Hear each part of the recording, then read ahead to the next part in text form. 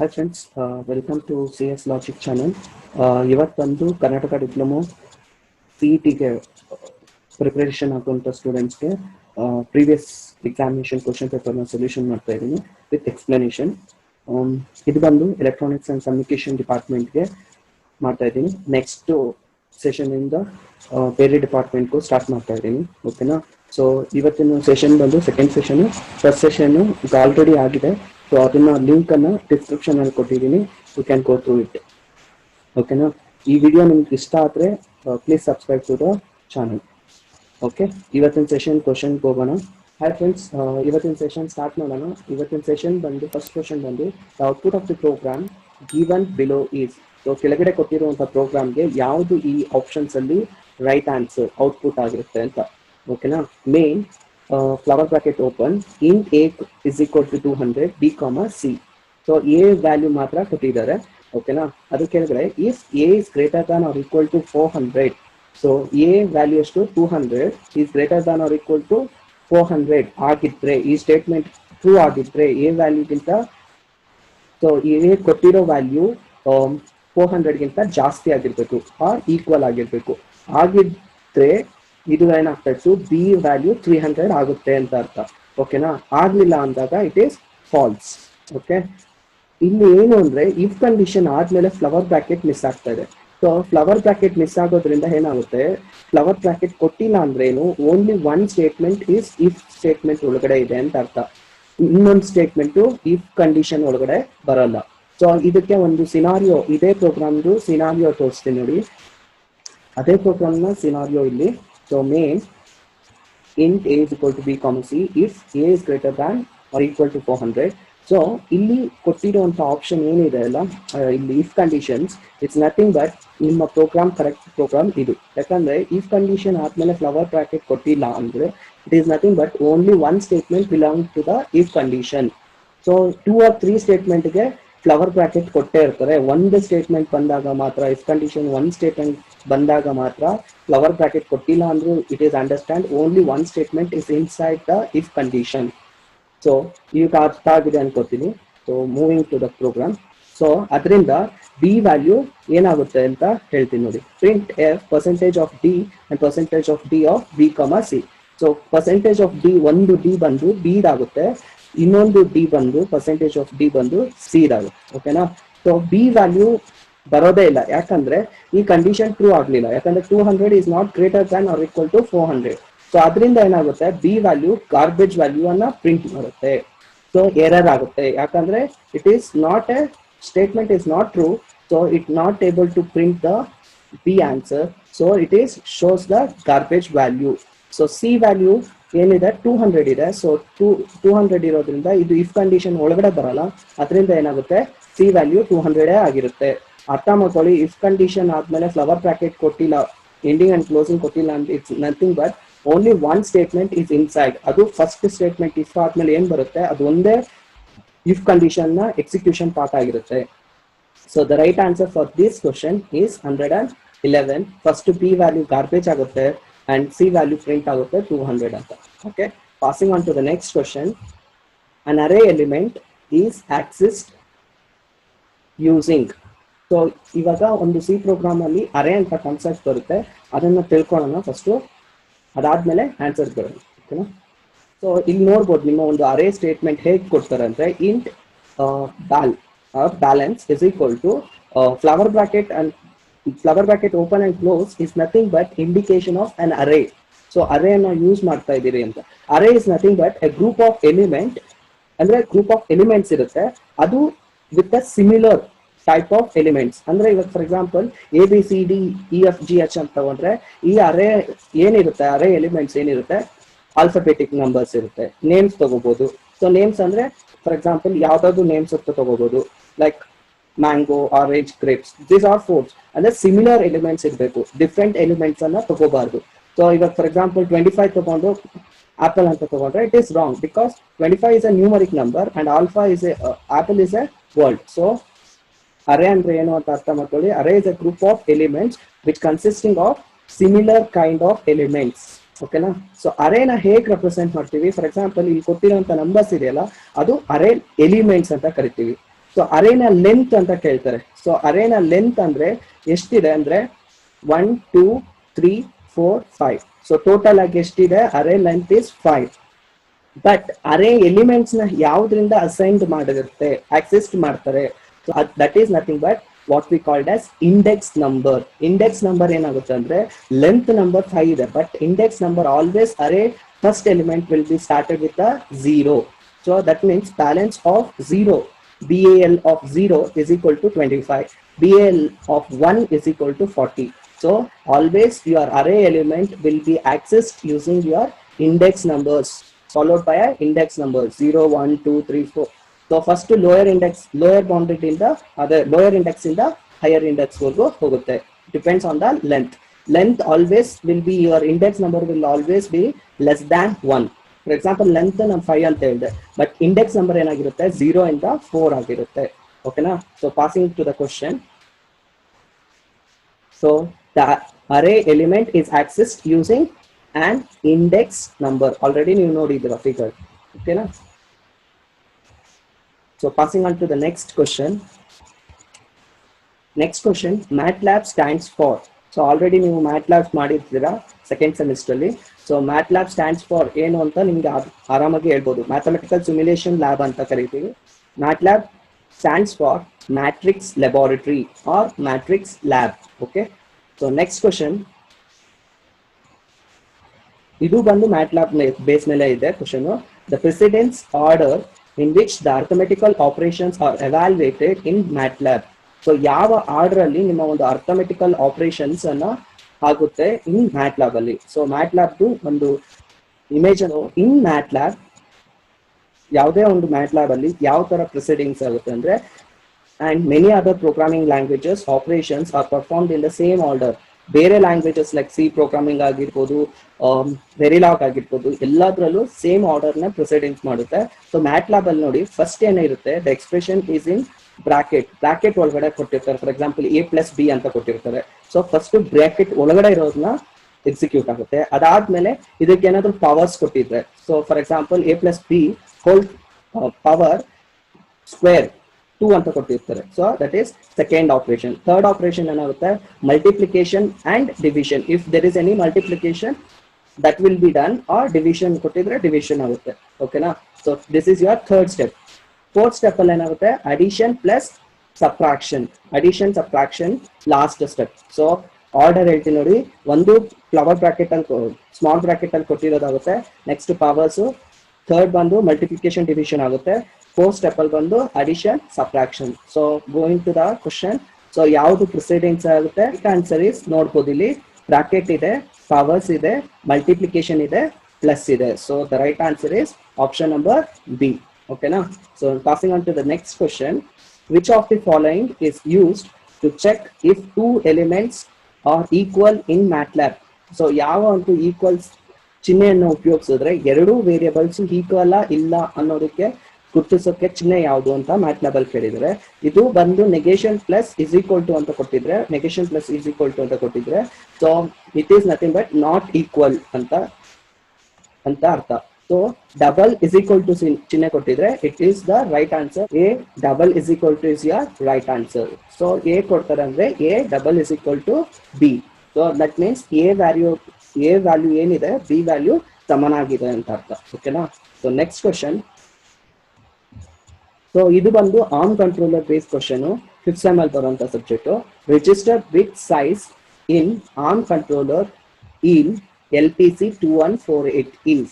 So ಫಸ್ಟ್ಗೆ ನೀವು ಏನ್ ಮಾಡ್ಬೇಕು ಅಂದ್ರೆ, ನಿಮ್ಮ ಒಂದು ಮೈಕ್ರೋ ಕಂಟ್ರೋಲರ್ 8051 ಫೀಚರ್ಸ್ ನ ಬರ್ಕೋಬೇಕು, ಮತ್ತೆ ಆರ್ಮ್ ಕಂಟ್ರೋಲರ್ ಫೀಚರ್ಸ್.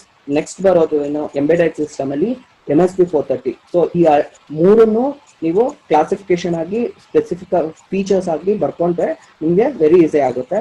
ಸೊ ನಾನು ಆರ್ಮ್ ಕಂಟ್ರೋಲರ್ದು ಫೀಚರ್ಸ್ ಬರ್ಕೊಂಡಿದ್ದೀನಿ. So these are the features. So first ಒಂದು ಬ್ರೀಫ್ ಆಗಿ ಎಕ್ಸ್ಪ್ಲೇನ್ ಮಾಡ್ತಾ ಹೋಗ್ತೀನಿ ನೋಡಿ. LPC 2148 is a 16-bit or 32-bit. Full-fledged ಆಗಿ ಯೂಸ್ ಮಾಡಿದ್ರೆ 32-bit ರಿಜಿಸ್ಟರ್, half-fledged ಅದೇ thumb mode. So that is nothing but your 16-bit. So family-based microcontrollers and available for LQPF 64 pin packaging ಅಂದ್ರೆ liquid crystal pin packaging ಅಂತ ಇರ್ತದೆ. Quads ಅಂದ್ರೆ 4 sides pin packaging ಆಗಿರುತ್ತೆ. 64 ಅಂದ್ರೆ 64 divided by 4. So 16 pins each block ಆಗಿ divide ಆಗಿರುತ್ತೆ. 4 side 16 pins ಇರುತ್ತೆ. ಓಕೆನಾ. So ISP and IAP. So ISP ಅಂದ್ರೆ in system programming and in application programming. For example ISP in system programming ಅಂದ್ರೆ for example ನಿಮ್ಮ mobile ತಗೊಂಡಿದ ತಕ್ಷಣ ಅದರಲ್ಲೇ ಇರುವಂತ ಅಪ್ಲಿಕೇಶನ್ಸ್ ಹಾಗೆ ಇರುತ್ತೆ. So that we call it as in system application. For example ನೀವು ಯಾವುದೋ ಒಂದು ಸಾಫ್ಟ್ವೇರ್ ಅಪ್ಲಿಕೇಶನ್ ಇನ್ಸ್ಟಾಲ್ ಮಾಡ್ತೀರಿ, that we call it as in application programming. ಎರಡೂ ನಿಮ್ಮ ಒಂದು ARM ಕಂಟ್ರೋಲರ್ಸ್ ಅಲ್ಲಿ ಕೊಟ್ಟಿರ್ತಾರೆ. Next one on chip static RAM. So ಎಷ್ಟರಿಂದ ಎಷ್ಟುವರೆಗೂ ಇರುತ್ತೆ ಅಂದ್ರೆ 8 KB to 40 KB ವರೆಗೂ ಆನ್ ಚಿಪ್ ರ್ಯಾಮ್ ಇರುತ್ತೆ. ಆನ್ ಚಿಪ್ ಫ್ಲಾಶ್ ಮೆಮೊರಿ ಬಂದು 32 KB ಇಂದ ಹಿಡಿದು 512 KB ವರೆಗೂ ಇರುತ್ತೆ. ದ ಬಿಟ್ ವಿಡ್ತ್ ಇಂಟರ್ಫೇಸ್ ಎಷ್ಟಿರುತ್ತೆ ಅಂದ್ರೆ 128 ಬಿಟ್ ವಿಡ್ತ್ ಇರುತ್ತೆ. ಸೊ ಆಪರೇಟಿಂಗ್ ಫ್ರೀಕ್ವೆನ್ಸಿ ಕೇಳ್ತಾರೆ. Operating frequency is 60 MHz high speed operations ಇರುತ್ತೆ. ಓಕೆನಾ.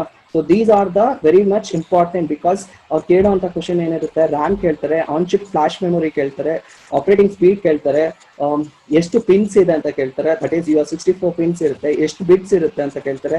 32 ಬಿಟ್ಸ್ ಇರುತ್ತೆ ನಾರ್ಮಲ್ ಆಗಿ. ಬಟ್ ನಮ್ಮ ಮೋಡಾಗಿ ಹೋದಾಗ 16 ಬಿಟ್ಸ್ ನ ಯೂಸ್ ಮಾಡ್ತೀವಿ. ಓಕೆನಾ. ಅದು ಬಿಟ್ರೆ ನೆಕ್ಸ್ಟ್ ಎಷ್ಟು ಡಿಜಿಟಲ್ ಟು ಅನಲಾಗ್ ಕನ್ವರ್ಟರ್ಸ್ ಎಷ್ಟಿದೆ, ಮತ್ತೆ ಇನ್ನೊಂದು real time clocks, watch dog timers, ಇಷ್ಟೆಲ್ಲ ಕೇಳ್ತಾರೆ. ಸೊ ಇಷ್ಟೆಲ್ಲ ಫೀಚರ್ಸ್ ನೀವು ನೋಡ್ಕೋಬೇಕು 8051ಗೆ. ಸೊ ಕ್ವಶನ್ ಬರೋಣ. Which is the bit size in ARM controllers in LPC 2148? So that is 32 bit ಆಗಿರುತ್ತೆ. ಇಷ್ಟೊತ್ತು ಓದಿದ್ರಲ್ಲ, 32 bit micro controller it is. Next question ಹೋಗೋಣ. Instruction which moves the data from GPR register to current program status register. CPSR ಅಂದ್ರೆ current program status register. ಓಕೆನಾ. GPR ಅಂದ್ರೆ general purpose registers ಇಂದ ನಿಮ್ಮ ಒಂದು ಕರೆಂಟ್ ಪ್ರೋಗ್ರಾಮ್ ಸ್ಟೇಟಸ್ ರಿಜಿಸ್ಟರ್ಗೆ ಡೇಟಾನ move ಮಾಡೋಕ್ಕೆ ಯಾವ ಇನ್ಸ್ಟ್ರಕ್ಷನ್ ಅನ್ನ ಯೂಸ್ ಮಾಡ್ತೀರಿ? That is MSR. That is moving to the status register. MSR ನ ಯೂಸ್ ಮಾಡ್ತೀವಿ. MRS ಅಂದ್ರೆ ಇದ್ರಲ್ಲಿ ಏನಾಗುತ್ತೆ, ನಿಮ್ಮ ಒಂದು ಸ್ಟೇಟಸ್ ರಿಜಿಸ್ಟರ್ ಅಲ್ಲಿ CPS ಅಲ್ಲಿ ಇರೋದು ಬಂದು ನಾರ್ಮಲ್ GPS ರಿಜಿಸ್ಟರ್ಸ್ಗೆ ಮೂವ್ ಆಗುತ್ತೆ. MRS ಅಲ್ಲಿ ಮೂವ್ ಅಂದ್ರೆ just moving a data from your destination address to the source address. So MVN ಅಂದ್ರೆ move with negative value. So ಅಂದ್ರೆ ಡೆಸ್ಟಿನೇಷನ್ ಅಲ್ಲಿ ಕೊಟ್ಟಿರೋಂಥ ವ್ಯಾಲ್ಯೂ ಏನಿರುತ್ತೆ ಅದು ಬಂದು ಲಾಜಿಕಲಿ ನಾಟ್ ಗೇಟ್ ಆಗುತ್ತೆ. ಲಾಜಿಕಲಿ ನಾಟ್ ಆದ್ಮೇಲೆ ಏನಾಗುತ್ತೆ, ಅದು ಬಂದು ಸೋರ್ಸ್ ಬಂದು ಡೆಸ್ಟಿನೇಷನ್ಗೆ ಹೋಗುತ್ತೆ. ಸೊ ಫಾರ್ ಎಕ್ಸಾಂಪಲ್ ಅದಕ್ಕೆ ಒಂದು ಎಕ್ಸಾಂಪಲ್ ಕೊಟ್ಟು ಹೇಳ್ತೀನಿ ನೋಡಿ. MSR instruction moves the value or operand containing in the source to the CPSR current program status register or special program status registers. So ಏನಾಗಿರುತ್ತೆ, ಮೂವ್ MSR CPSR, RD ಈ ತರ instructions ಇರುತ್ತೆ. Destination register ಏನಿದೆ normal status registers ಅಲ್ಲಿ ಇರೋದನ್ನ data ಏನಾಗಿರುತ್ತೆ destination ಅಲ್ಲಿ ಇರುವಂತ CPSR ಗೆ ಮೂವ್ ಆಗುತ್ತೆ. ನಿಮ್ ಕ್ವಶನ್ ಏನ್ ಕೇಳಿರೋದು ಇದೆ, which is the register which is the instruction used for to move the data from the register to the current status normal register to the current program status ರಿಜಿಸ್ಟರ್ಗೆ ಯಾವ ಒಂದು instruction use ಮಾಡ್ತೀರಾ? MSR. ಓಕೆನಾ. MRS ಅಂದ್ರೆ ಏನು? MRS is moving the source operand to the destination. Example ಬಂದು ನೋಡಿ, MRS RD, CPSR. For example instructions ಅಲ್ಲಿ ಒಂದೇ ಹೇಳ್ಬೇಕು ನೋಡಿ, ಇದು ಬಂದು ಡೆಸ್ಟಿನೇಷನ್ ರಿಜಿಸ್ಟರ್ಸ್. RD ಅನ್ನೋದೇನಿದೆ ಅದು ಇನ್ಸ್ಟ್ರಕ್ಷನ್ ಆಗಿದ ತಕ್ಷಣ ಬರುವಂತ ಆಪ್ ಕೋಡ್ ಆಗಿದ ತಕ್ಷಣ ಬರುವಂತ ಏನಂತೀರಿ, ಡೆಸ್ಟಿನೇಷನ್ ಅಂತ ಕರಿತೀವಿ, ಡೆಸ್ಟಿನೇಷನ್ ಆಪರೆಂಟ್. CPSR ನ ಸೋರ್ಸ್ ಆಪರೆಂಟ್ ಅಂತ ಕರಿತೀವಿ. ಸೊ ಸೋರ್ಸ್ ಆಪರೆಂಟ್ ಅಲ್ಲಿ ಏನ್ ಕೊಟ್ಟಿರ್ತಾರೆ ಅದು that will come to the destination operand. ಓಕೆನಾ. ಯಾವುದೇ ಒಂದು ಮೈಕ್ರೋ ಕಂಟ್ರೋಲರ್ ಇನ್ಸ್ಟ್ರಕ್ಷನ್ಸ್ ಅಲ್ಲಿ ಫಸ್ಟ್ ಬರೋದು ಡೆಸ್ಟಿನೇಷನ್ ಆಪರೆಂಟ್, ನೆಕ್ಸ್ಟ್ ಬರೋದು source operand. It is very important to know in your microcontrollers and your ARM controllers and also in your embedded system. MSP 430 ಓದ್ತಾ ಇದ್ದೀರಾ. ಓಕೆನಾ. Next one MVN ಅಂದ್ರೆ move with negative. Operand two will logically bitwise not operation. For example ಇದೇ examples ಅಲ್ಲಿ explain ಮಾಡ್ತೀನಿ ನೋಡಿ. CPSR ಕೊಟ್ಟಿರೋಂಥ 32 ಕೊಟ್ಟಿರ್ತಾರಲ್ಲ, ಆ 32 ನ ಬರ್ಕೋತೀರಿ. ಆ 32 ಬಿಟ್ ನ ಬರ್ಕೊಂಡ್ಮೇಲೆ ಅದನ್ನ ಏನ್ ಮಾಡ್ತೀವಿ, ನಾಟ್ ಅಂದ್ರೆ 1 ಇದ್ರೆ 0 ಮಾಡ್ಕೋತೀರಿ, 0 ಇದ್ರೆ 1 ಆಗುತ್ತೆ. ಸೊ ಅದ್ ಮಾಡ್ಕೊಂಡು ಆದ್ಮೇಲೆ ಏನ್ ಮಾಡ್ತೀವಿ, ನಾವು ಡೇಟಾನ ಡೆಸ್ಟಿನೇಷನ್ ರಿಜಿಸ್ಟರ್ಗೆ ಮೂವ್ ಮಾಡ್ತೀವಿ. That is nothing but MVN, move with negative. ಓಕೆನಾ. ಸೊ ನೆಕ್ಸ್ಟ್ ಕ್ವಶನ್ ಹೋಗೋಣ. Next question, all thumb instructions are dash in length. So ಇಷ್ಟೊತ್ತು ಹೇಳಿದ್ದೀನಿ, ನಾರ್ಮಲ್ ಮೋಡ್ ಅಲ್ಲಿ ನಿಮ್ಮ ಒಂದು ಆರ್ಮ್ ಕಂಟ್ರೋಲರ್ ಬಂದು 32 ಬಿಟ್ ಆಗಿರುತ್ತೆ. ಬಟ್ ಥಂಬ್ ಮೋಡ್ ಅಂದ್ರೆ it is half mode, we call it as. So that is 16 bit, ಅರ್ಧ ಬಿಟ್ಸ್ ಮಾತ್ರ ಯುಟಿಲೈಸ್ ಆಗುತ್ತೆ when thumb instructions. Next question ಹೋಗೋಣ. The LPC 2148 has dash byte of flash memory.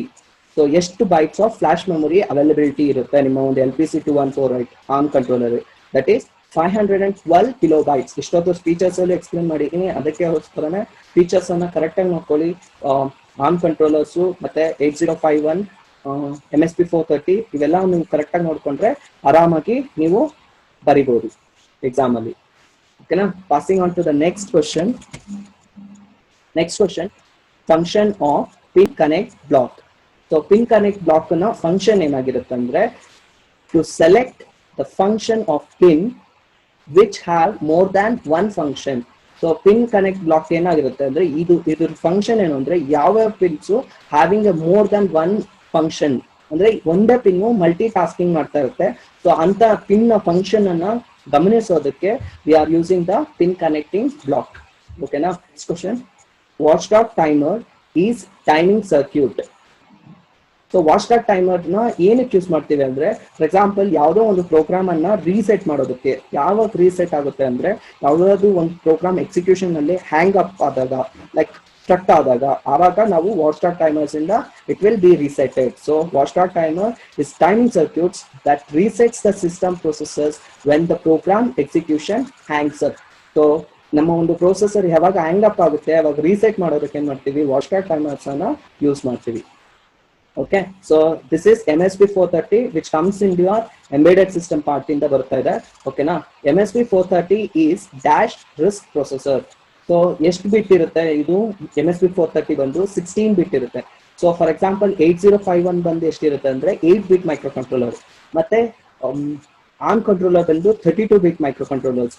MSP 430 ಬಂದು 16 ಬಿಟ್ RISC processors. ಓಕೆನಾ? So ಇಷ್ಟು ಎಲ್ಲ gap ಇಟ್ಕೋಬೇಕು. Gap ಇಟ್ಕೊಂಡ್ರೆ ಆರಾಮಾಗಿ ಇದನ್ನ ಅಟೆಂಡ್ ಮಾಡ್ಬೋದು. Next is MSP 430 as dash byte RAM.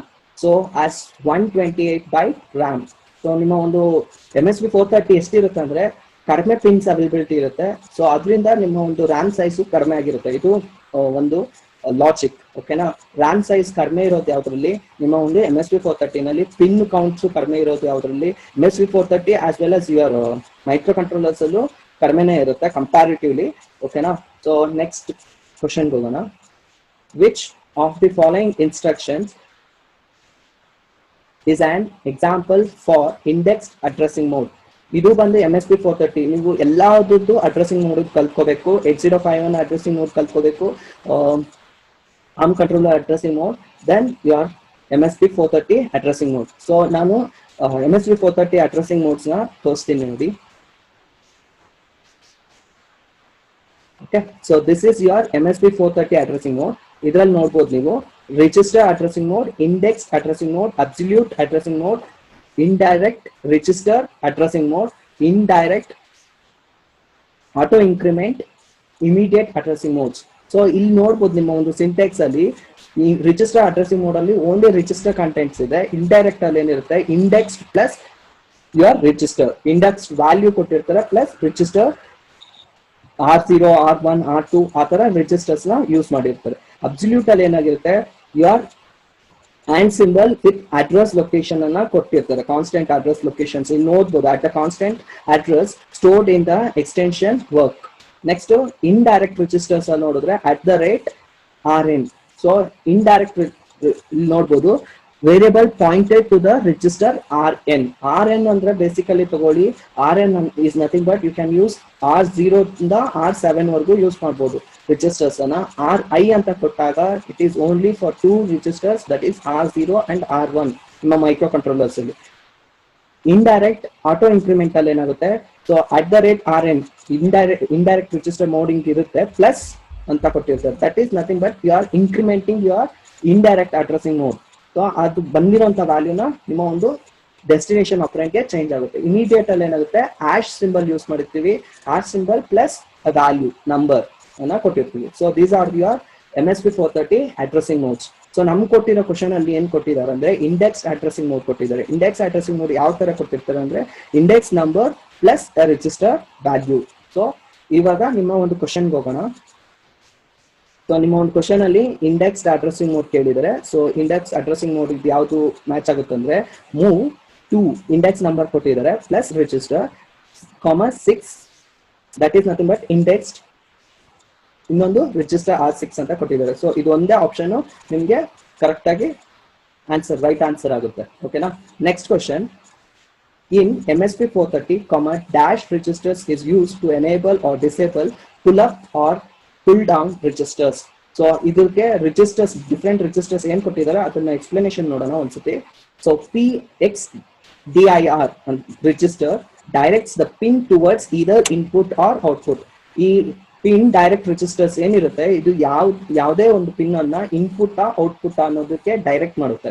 Next, to enable or disable the pull up and pull down registers, we are using PXREN registers. ನಮ್ ಕೇಳಿರೋ ಕ್ವಶನ್ ಅಲ್ಲೂ ಇದೆ.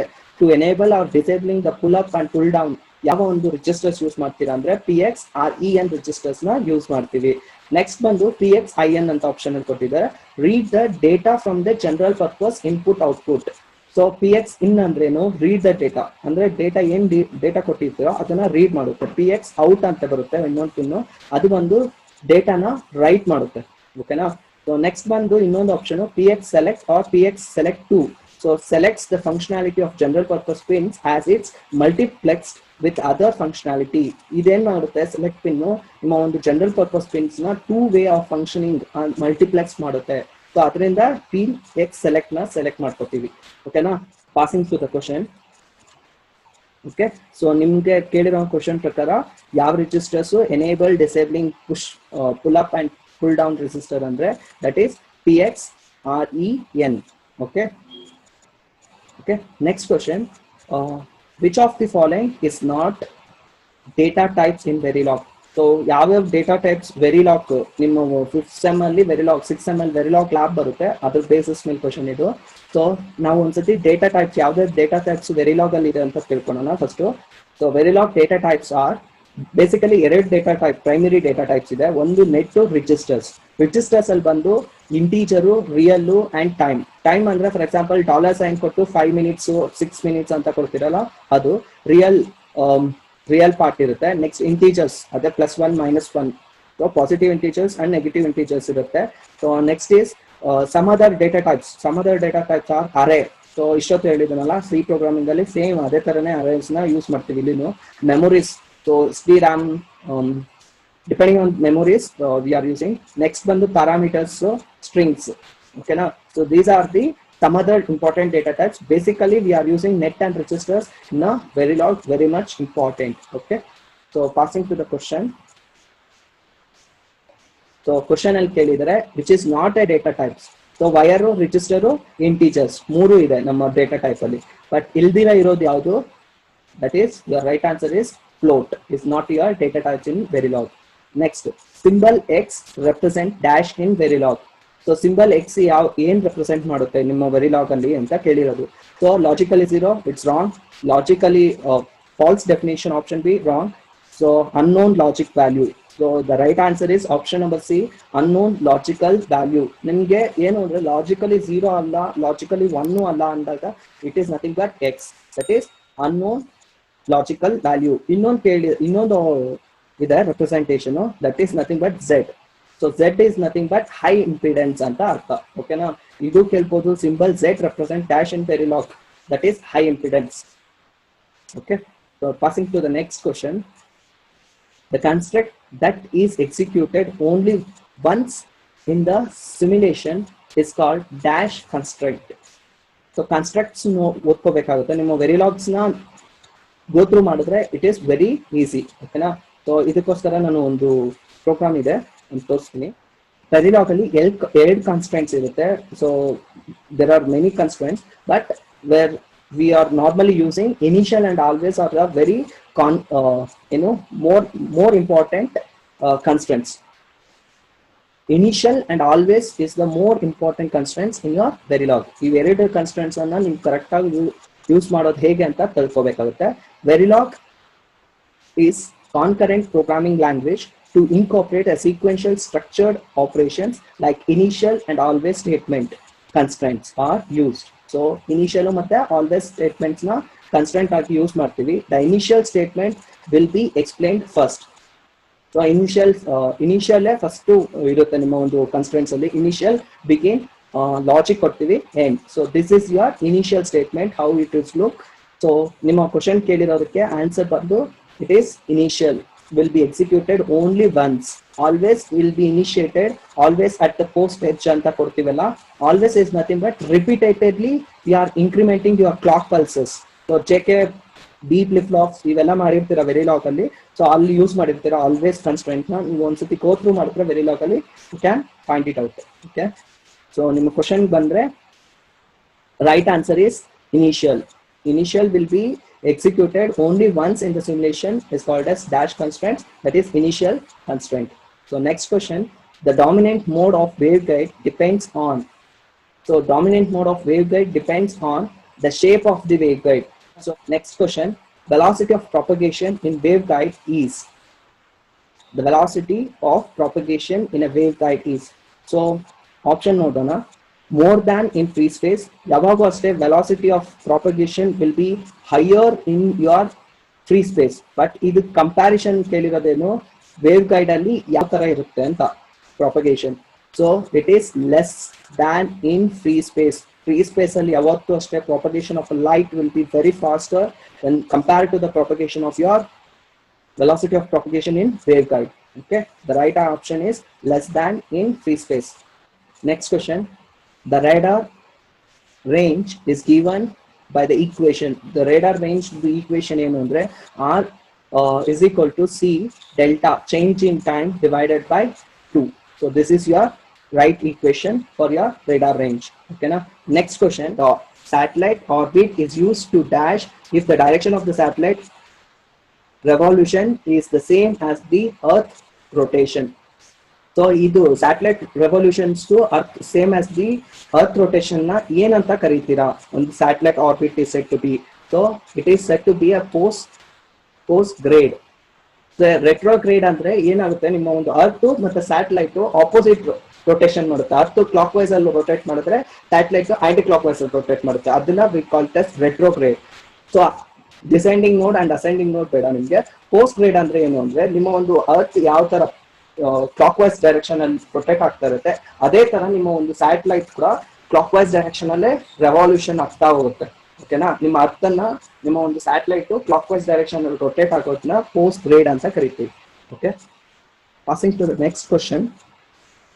GPS satellites circles the earth dash a day. So ಇದ್ರ ಬಗ್ಗೆ ತಿಳ್ಕೊಳ್ಳೋಣ ಏನು GPS. GPS ಅಂದ್ರೆ global positioning system. The GPS satellite circles the earth at an altitude of about 20,000 kilometers, 13 miles. That's nothing but 20,000 kilometers, 13 miles, and completes 2 full orbits every day. ಇದಕ್ಕೆ right answer ಏನು? 2 times a day. So GPS satellites, global positioning system satellites circles the earth dash a day 2 times. ಎರಡು ಸತಿ ಎರಡು ಆರ್ಬಿಟರ್ಸ್ ನ complete ಮಾಡುತ್ತೆ. That's why V call it as 2 times a day. Okay, next one, dash provides authentication and verifies user identify.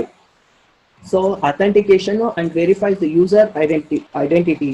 So for example, ನೀವು Karnataka location ಇಂದ Hyderabad locations ಹೋಗಿರ್ತೀರಾ. That means you are changing your base station mobile switching centres ನ ಚೇಂಜ್ ಮಾಡ್ತಾ ಇದ್ದೀರಾ. ಎಲ್ಲಿಂದ? ಬ್ಯಾಂಗ್ಳೂರಿಂದ ಹೈದರಾಬಾದ್ಗೆ. So ಅಲ್ಲಿಗೆ ಏನಾಗಬೇಕು, ನಿಮ್ಮ ಒಂದು ಡೇಟಾಸ್ ನ ಆ ಸೆಂಟರ್ಸ್ಗೆ ಸ್ವಿಚ್ ಆನ್ ಆಗಬೇಕು. So that is nothing but you are authenticating the and verifying the user identity. ಸೊ ಅದನ್ನ ಯಾವ್ದು ಪ್ರೊವೈಡ್ ಮಾಡುತ್ತೆ ಅಂದ್ರೆ AUC ಪ್ರೊವೈಡ್ ಮಾಡುತ್ತೆ. AUC. ಸೊ ಇದು ILR ಅಂದ್ರೇನು, EIR ಅಂದ್ರೇನು, IWF ಅಂದ್ರೇನು ಅಂತ. ILR ಅಂದ್ರೆ inter working location register. Inter working location register is a register used at the outside of the GSM network for inter-SAN roaming, enable when the mobile network uses different. So ಯಾವ ತರ ಅಂದ್ರೆ ನಿಮ್ಮ ಒಂದು GPS locations inter roaming conditions ಅಲ್ಲಿ ನಿಮ್ಮ ಒಂದು ILR registers ಅನ್ನ use ಮಾಡ್ತಾರೆ. ಓಕೆನಾ. ನೆಕ್ಸ್ಟ್ ಬಂದು the equipment identity registers. Equipment identity register is a database containing the record of all the mobile stations that are allowed in the network as well as on the database. Equipment identity registers ಅಂದ್ರೆ for example ನಿಮ್ಮ ಒಂದು devices SIM ಮತ್ತೆ ನಿಮ್ಮ ಒಂದು devices ನ identify ಮಾಡಬೇಕಲ್ಲ. Equipment mobile station is nothing but your mobile phones. Identify ಮಾಡೋದಕ್ಕೆ ಏನ್ ಮಾಡ್ತೀವಿ, ಎಕ್ವಿಪ್ಮೆಂಟ್ ಐಡೆಂಟಿಟಿ ರಿಜಿಸ್ಟರ್ಸ್ ಇರುತ್ತೆ. ಅದು ಒಂದು ಡೇಟಾ ಬೇಸ್ ಅಲ್ಲಿ ಸ್ಟೋರ್ ಆಗ್ತಾ ಹೋಗುತ್ತೆ ನಿಮ್ಮ ಒಂದು ಮೊಬೈಲ್ ನ ಹ್ಯಾಂಡ್ಸೆಟ್ ನ ನಂಬರ್ ಅನ್ನು.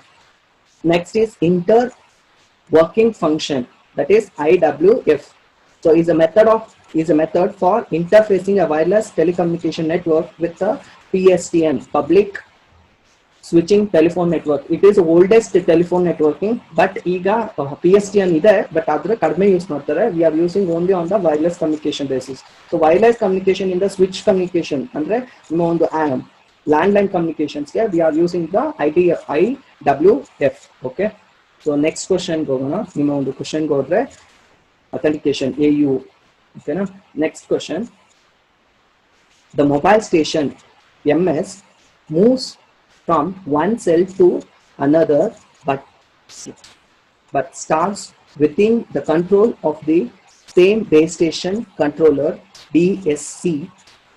Then the handoff performed is. So ನಿಮಗೆ ಫಸ್ಟ್ ಹ್ಯಾಂಡ್ ಆಫ್ ಅಂದ್ರೆ ಏನು ಅಂತ ಅರ್ಥ ಮಾಡ್ಕೋಬೇಕು. ಸೊ ಅದಕ್ಕೋಸ್ಕರ ಒಂದು ಹ್ಯಾಂಡ್ ಆಫ್ ಅಂದ್ರೆ ಫಾರ್ ಎಕ್ಸಾಂಪಲ್ ನಿಮ್ಮ ಒಂದು ಮೊಬೈಲ್, ಇವಾಗ ನೀವು ಒಂದು ಏರಿಯಾನಲ್ಲಿ ಇದ್ದೀರಾ, ಆ ಏರಿಯಾ ಬಿಟ್ಟು ಇನ್ನೊಂದು ಏರಿಯಾಗೆ ಹೋಗ್ತೀರಾ, that is nothing but handing of.